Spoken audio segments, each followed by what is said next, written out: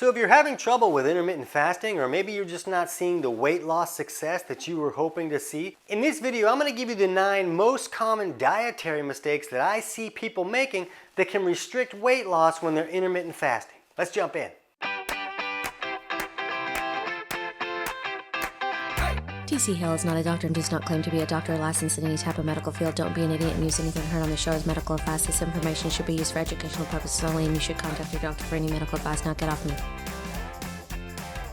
So when it comes to weight loss, it's important to understand that you don't like that stored body fat. It's not something that you usually want to keep, but the body does really like it. The body views it as money in the bank. It views it as this reserve source of fuel that it can use in an emergency. So we see that the body seems to really kind of need to feel good about what's going on to be able to be willing to let go of that stored fat and burn it for fuel. So there's some aspects of intermittent fasting that can accelerate that process, but when people are making mistakes, those mistakes can make the body feel like, hey, I don't feel great about what's going on here, so I'm going to hold on to this money in the bank that I have, and I'm not going to burn it for fuel, and then we don't really lose weight, and then we got to buy bigger pants. So let's look at some of the most common mistakes that people seem to be making. And with intermittent fasting, the biggest one that I see is this junk food fasting. And there's some fasting gurus out there that'll tell you that, just put it all in a window. Just as long as it's in a window, then you can eat whatever you want. And let's do the toaster pastry ice cream sandwich intermittent fasting diet. That's going to work great. And that's going to work for about 7 people on the planet. And the problem is those 7 people don't shut up about it, and they tell everybody else, hey, this is how you do it, this is how I lost weight, and you're going to see the same results I did. And the reality is that most people won't. Most people really need to eat real food. And if you're just eating all this packaged junk and all this sugar and all these garbage foods that you got out of a vending machine, then the body is not really getting the nutrients and the minerals and the resources that it needs to function the way that it wants to function. Just because you can get out of bed and walk to your car doesn't mean that the body's getting all the resources it needs to function the way that it wants to function. We need to get those resources from food, and to do that, we can't eat all the junk. You can't do the toaster pastry diet. You got to be reasonable. Just because you put it in a window doesn't mean you can get away with whatever you want to get away with. It just doesn't work like that. If you're thinking that it's going to work like that, you're living in a fictional world, and the fictional world can be pretty frustrating. So let's try to eat some real food. The next big mistake is not eating enough food. A lot of people will, I got to do calories in, calories out. I'm going to restrict calories and the windows that I eat them in so that I can really speed up that weight loss. But when the body's not getting enough fuel and resources and nutrients that it needs, it's going to raise stress hormones. And those stress hormones tell your body to do things like, hey, let's break down tissues and turn those into glucose so that I can use those glucose for fuel. But then that raised glucose is almost like you're eating in a window when you're not even eating. So we want to make sure that we're eating in a way that the body's getting the nutrients that it needs. If it's not going to get enough nutrients, it's not going to feel good about letting go of that stored fat. We want to get rid of the stored fat. Another problem is a lot of people don't eat enough proteins or good dietary fats. And the best dietary fats are really the saturated fats, things like butter and coconut oil and animal sources of fats, and maybe some olive oil and those types of fats as well. But we really don't want all these processed junk seed oil fats and all the polyunsaturated fats that can create a lot of trouble for some people. We want real food sources of fats. And if someone isn't eating enough protein, then they don't have enough of those logs on the fire that burn slow. They're just eating all this kindling that the body rips through real quick, and then the body's like, hey, I kind of need more stuff. I'm kind of freaking out over here. What can you do about it? Oh, you're not going to eat until next Thursday at 3 o'clock? Well, I'm going to make my own fuel by breaking you down and turning that into glucose so that I got something to use for all these functions that I need to do. And when someone's not eating enough good proteins or fats, they're often eating too many carbohydrates, which is going to create insulin management issues. So the reason that intermittent fasting works so well for so many people, because it gives the person a window of time where insulin can come down. So when we eat carbohydrates and sugars, that raises our insulin levels to help us process those sugars. But the insulin being high tells the body, hey, don't burn stored fat because we have glucose here. We can use that for fuel. The problem is the glucose will come down pretty quickly but insulin takes a lot longer to come down. So as long as insulin is high, your body can't access that stored fat and burn it for fuel. It doesn't matter what kind of window you're setting up. If your insulin is high, you're blocking the ability for your body to burn that stored fat for fuel. So we need to process foods in a way that insulin can come down. So that means we want to eat more proteins and fats. That doesn't mean you can't eat any carbohydrates. Some people do really well going on a really low carb diet or even a ketogenic diet or a carnivore diet where they're removing all of those carbohydrates.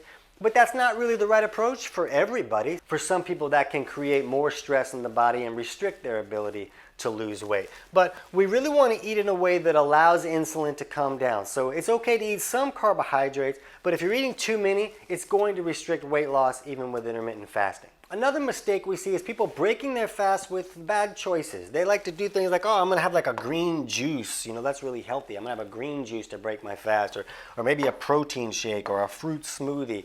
And none of these things really give the body sustained fuel sources. So the body's like, oh, finally, here comes some nutrition, but it's really not a lot to last me for very long. So now that's really going to kind of stress me out. I'm getting the signal that here comes food, but I'm really not getting all the nutrients that I really need. Like a green juice like celery and kale and all those kind of things, that can be valuable for some people. It's an easy way to access some nutrients, but the body's going to rip through that and it's not really going to give the body all the resources that it needs. We like to see somebody break their fast with real food. Now, things like celery juice, we use those for a lot of purposes like killing off bacteria in the stomach and other things like that, but we don't want to use that to break a fast. We want to break a fast with a meal that's really going to give the body what it's looking for.